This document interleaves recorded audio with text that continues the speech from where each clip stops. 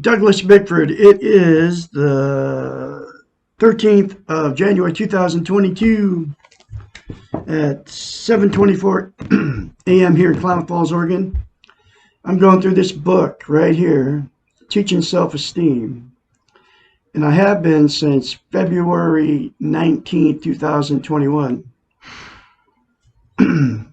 This book was written by a psychiatrist. Her name is Susanna McMahon. She's got a PhD, folks, in psychology. This book will give you a healthy mind if you do the simple concepts in this book, okay? And the very first concept to get a healthy mind is you have to attain self-esteem. Self-esteem is self-love, self-worth, self-confidence. It's how you feel about yourself inside, okay? The thing about self-esteem is you cannot be loved without it. You cannot give love without it. And you cannot be content, okay? She knew it when she wrote this book.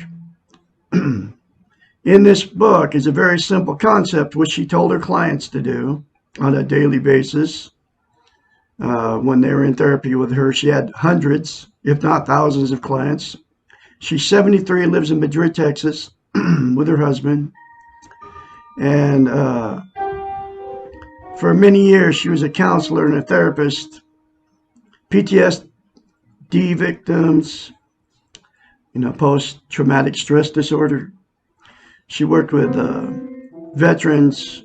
She worked all over the world, okay? She actually worked for the government, too. But in this book, to teach self-esteem, to tell her clients how to get self-esteem, here's this simple concept. It's called mirror therapy. You look at yourself in the mirror, say, I love you. Say, I love my inner child. Say, I'm worthy to be loved, worthy to love. I love Douglas Bickford. I love my inner child. I'm worthy to love and worthy to be loved. Less than 10 seconds, folks, when you're in front of the mirror every day anyway. Say those three things to yourself in the mirror, and it will give you self-esteem on steroids. And that comes from a psychiatrist, and it works because I did it. Okay. As soon as I read it in this book, which was around January of 2021, I did those simple concepts, right? And it gave me self-esteem on steroids, self-love.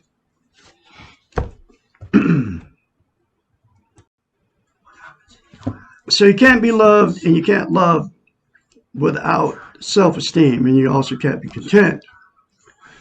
But what happens when you don't love yourself, which is you don't have self-esteem, right?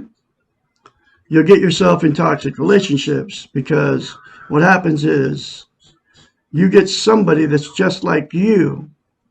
You'll get somebody that doesn't have self-esteem. So you'll get in these relationships where the person doesn't love you, they need you. You don't love them, you need them, because you can't love without self-esteem. And you can't be loved without self-esteem, so that you get the exact same thing, okay, what you are. So you'll either split up with them, if you're married, you get divorced. If you don't marry them, you split up. And then you go jump right back in with another person, whether it's a marriage, whether it's just another person, because it all gets blamed on the other person. Everybody, you've all been through it. I've been married 4 times because of not having self-esteem. And my 4th marriage, I lasted 3.5 years, but we turned toxic to each other because she had no self-esteem. I had no self-esteem. And then, of course, the blame game happened, right? It was all her fault. I said it was all her fault. She said it was all my fault. But it's neither one of us our faults, because what's at fault is neither one of us had self-esteem, and nobody's teaching it, okay? And you've all been in these relationships, okay, where you start the fighting and the arguing starts, and then the sex goes bad, and then getting in the car and running down the road, going and telling your friends how terrible they are to you, whether you're a man or a woman. And it's always the other person's fault. It's never your fault, okay? And that's what happens in toxic relationships, and you all been in them. There's billions of people running around on the planet without self-esteem, okay? Because they don't want us to have self-esteem. This book was published in 1992. Every chapter talks about our training, how we've been trained and taught not to have self-esteem, okay? Not to have self-love. In fact, they say that if you have self-love, it's a bad thing, right? But all self-love is taking care of your own self and your own needs. That's what it is. There's nothing wrong with it. They've made it so it looks like people that have self-esteem are self-centered, egotistical, narcissists and all that stuff. And it's not true. Okay, just to take care of your own needs and just take care of yourself is fine. But we're being trained, like she says, trained and taught by all the media. It comes from the television. What a big part of it comes from. That's what they do with the television. They've been using it to do that to us forever, ever since they made the television. I believe that's why they made the television, and so does she. Okay. And now she exposed this back in the 70s, 80s, and 90s, right? Because that's when she was practicing her profession. But now she wrote the book before the social media ever came about. So now you got Facebook, TikTok, YouTube, even where I'm broadcasting here, teaching us not to love ourselves, okay? And it's the absolute most important thing you can have is self-esteem, because you can't love without it, can't be loved without it, and you can't be content, okay? And those three things in the mirror will get it to give you self-esteem on steroids if you do it, to maintain self-esteem. You have to practice this like lifting weights. So, you start lifting weights and then you stop and you lose your muscle mass and you have to start over. Same thing with self-esteem. So if you say those three things to yourself in the mirror the very first time, you'll have to say it repeatedly, okay, for the rest of your life, daily. And that's what she told her clients to do, because she knew that mirror therapy is very powerful, and here's why. And she knew this, and that's why she told her clients to go back and look at themselves in the mirror daily, okay? Because you cannot lie to yourself in the mirror. So you get in front of the mirror every day, and what 100% of the people do, we're all in front of the mirror every day, is you criticize yourself, okay? If you loved yourself, you would never criticize yourself. If you had self-esteem, right? Just think about it. If you were in love with somebody, a brand new relationship, would you say, look at them in the face, because you want them to love you, right? And you're falling in love with them. Would you look at them in the face and say, you look terrible. You have zits. You got wrinkles. You look old. No, you wouldn't. But you'll do it to yourself, and it proves that you don't love yourself. Okay. But she came up with the cure. So you can love yourself, so you won't say bad things to yourself in the mirror, which is mirror therapy. Saying, I love you, I love my inner child, I'm worthy to be loved every day without fail. That's what she told her clients to do. And you see that person flying around there in front of the sun? She put this illustration on here because once you attain self-esteem, you'll be flying around like that person right there. Because without self-esteem, you're psychologically lost, okay? And you will free up your mind. You're a prisoner in your own mind because you don't love yourself, okay? And that's why you can't love without self-esteem. You can't be loved without self-esteem. And you cannot be content, okay? But once you get self-esteem, you'll be like that person right there flying around. It's called a natural high, man. I have it every day, okay? I believe it comes from God. Well, you can call it goodness. If you don't believe in God, just call it goodness. That's where it comes from, that natural high. And I attain self-esteem, and I'm constantly, I still say the three things to myself in the mirror daily without fail, because I know it has to be, to maintain it has to be practiced, and I can feel it. You will feel a difference whenever you go out. Okay.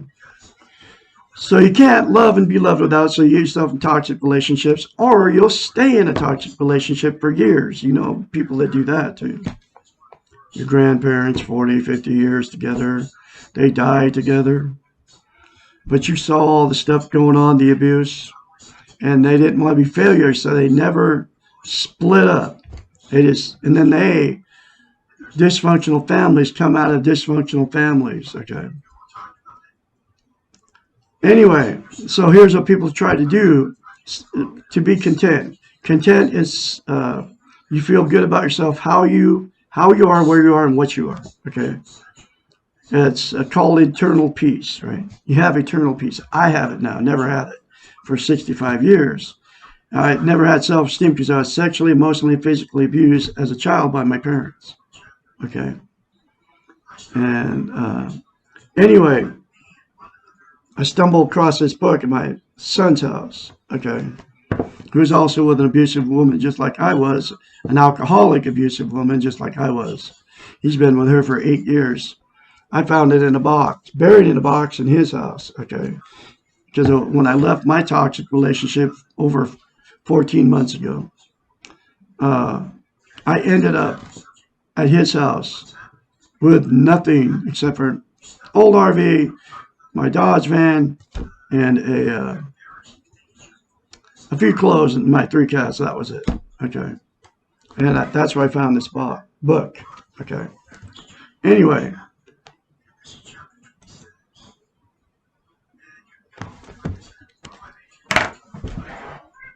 No, buddy, I can't give you nothing to eat.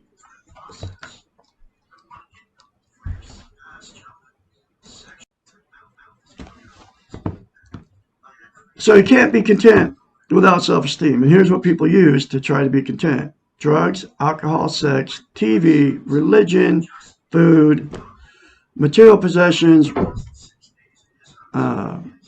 people, and money. Let's see: drugs, alcohol, sex, TV, religion, food, another person, material possessions, or money. 9 things. And all of those are called externals. They will never make you content inside. Okay. They'll never make you content, and the reason is they're fleeting, and they will make you feel good temporarily, like drugs. Include caffeine and nicotine as drugs. Caffeine's a stimulant, nicotine's an opiate, and people don't know that caffeine's a drug because nobody tells them it's a drug, except for Douglas Bickford. But it's a stimulant. That's why when you wake up in the morning, you have to have a cup of coffee, right? And then if you smoke, you got a cigarette to go with it, or vape, right? Because they say vaping is better for you, but it's the exact same thing as smoking. You're inhaling a foreign substance into your lungs, which is all the chemical smells they put in this stuff, the nicotine. It's a double whammy. And you're still clogging your lungs up with all this junk, right? Anyway, those are both drugs, but so you take drugs to make yourself feel better. Heroin, marijuana is a big one. You know, methamphetamines, all the prescription pills, Adderall that you get from doctors prescribe this stuff to us. All the opiates they subscribe to us. You know, it's all artificial stuff. But it's always temporary. It's always a fleeting thing, and it makes you feel good, and then you get addicted to it, right? Because you keep taking it to make yourself feel good. Alcohol, same thing. Doesn't matter where you get it, beer, wine, hard liquor. You drink it to make yourself feel good. It's always temporary, never lasts. So then you get addicted to alcohol, and then people want to deny that they're addicted to alcohol. They want to deny that they're using it to make themselves feel good. But there's no other reason to use drugs and alcohol. You're making yourself feel good. It's always temporary, never lasts. Sex, exact same thing. You have sex, it feels good. The feeling always goes away. Have more sex. Okay. Television, exact same thing. You turn on the boob tube, you watch it. While you're watching it, it feels good. And as soon as you turn it off, you don't feel good anymore. So you watch more, or you go to bed, or whatever you do. Okay. Uh, Food, exact same thing. You get hungry, you eat, and then you overeat because it makes you feel good. Because eating makes you feel good. You know what I mean? And then you get overweight, and then you feel worse about yourself. Religion, exact same thing. Go to church, you feel good while you're there, and then hanging around with all those people. It doesn't matter which one it is: Muslim, Christian, Jewish, Orthodox Jew, Seventh-day Adventist, Catholic, Jehovah's Witness, Muslim, Catholic, Lutheran, Episcopalian. The list goes on and on. You feel good while you're doing it, okay, while you're there and participating in all that. Then as soon as you leave, you don't feel good anymore. So they have to go back to more church to get more feel good, right? Material possessions is the exact same thing. You get something new, you get something used. You go to a thrift store, buy a bunch of stuff you don't need. You buy at a thrift store, it's really cheap, right? Woo, I got this for $2 or $3 or whatever. And go home, throw it in the closet, you never see the stuff again. Or you buy a new car, brand new car. Smells good, man, looks good, it's all cool and everything. Nice stereo, telling all your friends, check out my new ride. Then you get stuck, you pay 40 grand for the thing, get stuck with a $600 car payment, a $300 insurance payment, and you're making a minimum wage, so you got a $900 thing sitting in your driveway that you only drive to work and back. Okay. For 7 years. Okay. And that thing gets old and it depreciates and it's not worth a red cent if you trade it in or whatever. You just spend all that money for nothing. Okay. There's no resale value or anything in it. Take it back to the dealership and you end up owing the bank a bunch of money because you gave the thing back, right? Then that ruins your credit. Anyway, that's material possessions, and it's all the same. Everything's the same. It never makes you happy. It never makes you content. Relationships, same thing. Get in a relationship, and while it's brand new, man, it's all good. It could be your third marriage, or your second marriage, or your first marriage, or your second girlfriend or boyfriend. It can be your 100th relationship, but it's always the same. Woo, you feel good. You're bragging to all your friends. Oh, man, check us out. We feel good together. We're meant to be. We're soulmates. We're never going to get divorced if you married them. We were meant to be, man. God got us together. Right? You've all been there. You know what I'm talking about. The feel good always goes away, and then you go cheat on them or whatever. Get split up with these people. Okay? Money, exact same thing. Get some money, you save it, you blow it, you get a huge chunk of change and you go gamble it away. But and it feels good when you first get it. Doesn't matter how much you get. The feel good never lasts, okay? And no matter what you do with the money. And that's it. 9 things, all right?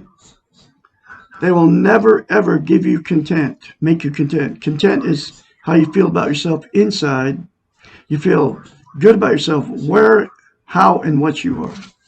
It's called eternal peace, right? But those 9 things will never, ever make you content. There's only one thing that will, and that's the 3 things in the mirror to yourself daily without fail, and it comes from her, okay?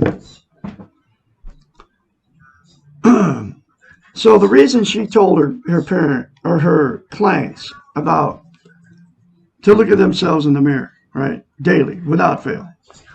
Because she knew that they didn't have self-love. And she knew that you can't lie to yourself in the mirror. So by telling them to do that, they would go home and do it because she had all the credentials, okay, to do it. So she told them to look at themselves in the mirror and say, I love you, right? Because she knew that they couldn't lie to themselves in the mirror, and that's why mirror therapy is so powerful. You all get in front of the mirror every day. We all do. And you'll criticize yourself. I used to do the same thing. And that was because, and the reason you criticize yourself in front of the mirror is because you don't love yourself. I didn't love myself, okay, until I said the three things to myself in the mirror, right? You're doing the same thing. You don't love yourself, or you'll never criticize yourself in front of the mirror. Think about it. If you had a new relationship with a man or a woman, right, a new partner, just met him, man, you're all hot, and it's like, woo, we're falling in love, and everything's going good, right? You would never look at them dead in their face and say bad things to them, like you do to yourself in the mirror. You know, no matter what it is. You wouldn't, because you're trying to get that person to love you. But you'll do it to yourself, folks. Think about it. It proves you don't have self-esteem, self-love, self-worth, self-confidence. Because you would never do that if you did love yourself. But the three things in the mirror will give it to you. Seriously. So the first time you get in front of a mirror, you'll have to, since you can't lie to yourself in the mirror, you'll have to force yourself to do it every day without fail. And that comes from a psychiatrist, and that works. Worked on me. I'm full of it now. That's why I'm very confidently spreading all of her message, just that one message of mirror therapy. She's the one that came up with it, okay? And that's why I'm very confidently now spreading her message, okay? Because I have self-esteem, self-love, self-worth, self-confidence, okay? And the other reason, the reasons I do it is, number one, it changed my life. Gave me self-esteem on steroids. Nobody's teaching self-esteem. Television, face, nowhere on the social media. You don't even hear the word self-esteem, right? Or the two words, self-love, self-confidence. Nobody talks about it. In fact, you bring it up in a conversation and people look at you. What are you bringing that up for? So nobody's teaching it. Not all over TV, not over social media, like I said. Nobody's saying how to get it, which I told you how to get it. Nobody's saying how simple it is, and that's exactly how simple it is. And then nobody's telling you how important it is. Think about it, folks. You can't love without it. You can't get love without it. And you can't be content without it. The three most important things you can have as a human being. And nobody's teaching it. And that's because they don't want us to have self-esteem. It's not a popular subject. Okay? That's why I'm doing it. I'm going to continue to do what I do. Into 2022, Mr. Douglas Bickford will be the only one out here talking about self-esteem and how important it is. Okay? And how to get it. Okay? So, I'm going through this book one chapter at a time, and here is the next chapter.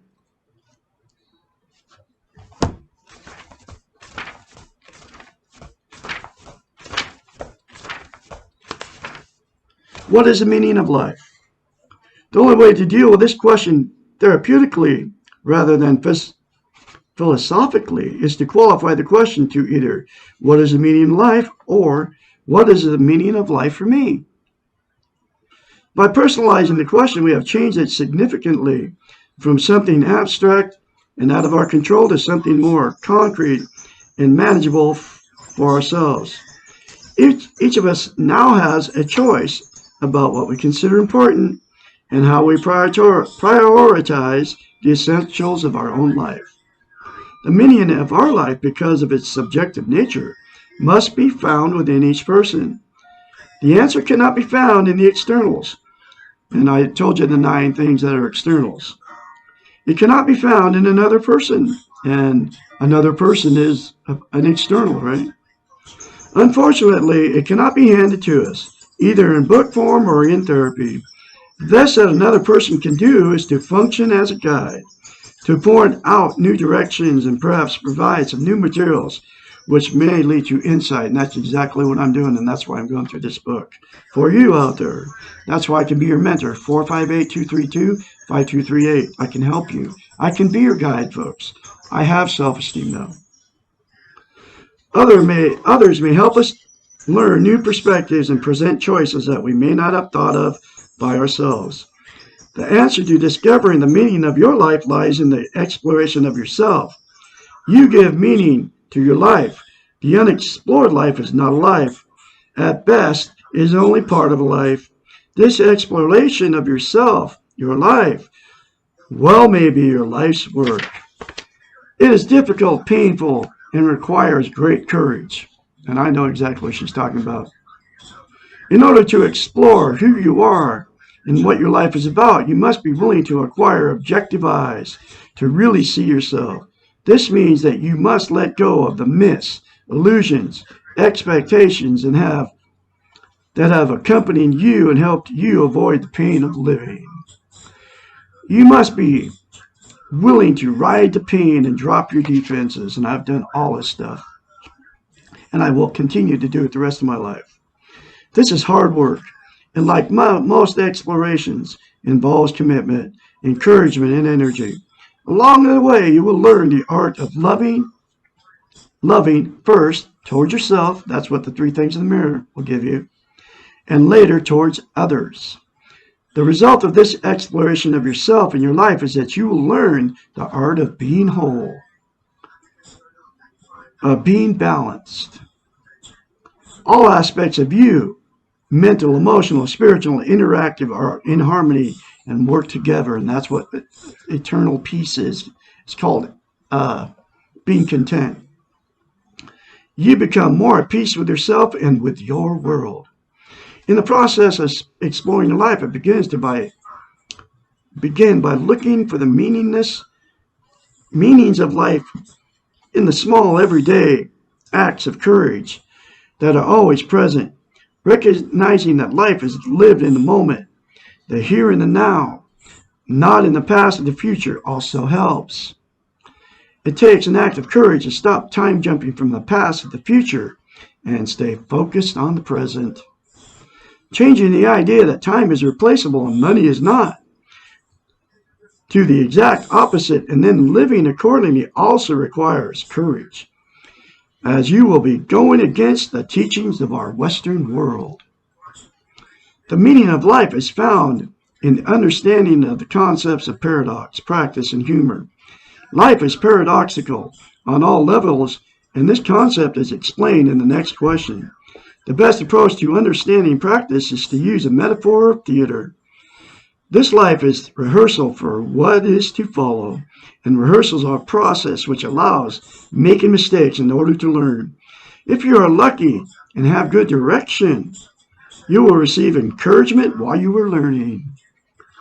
But unlike the theater, we do not know when the final performance will occur. The rehearsing, the process becomes our performance. Living means practicing just as life means process. The third concept, humor, provides a bridge that allows us to live with the contradictions of life and death, sanity and insanity, good and evil. By using humor, by laughing at ourselves and with others, we can learn that life is not that serious, not that important, and not that unbearable. Whew. Another very powerful chapter for you folks. I'm going to have another chapter for you tomorrow, which will be, what is the meaning of paradox? You'll have, remember you're good, you were born good, you'll go out good if you accept that you're good. You're all beautiful out there. I will have another chapter for you tomorrow, like I said. And I'll be talking to you tomorrow. You have a great day out there.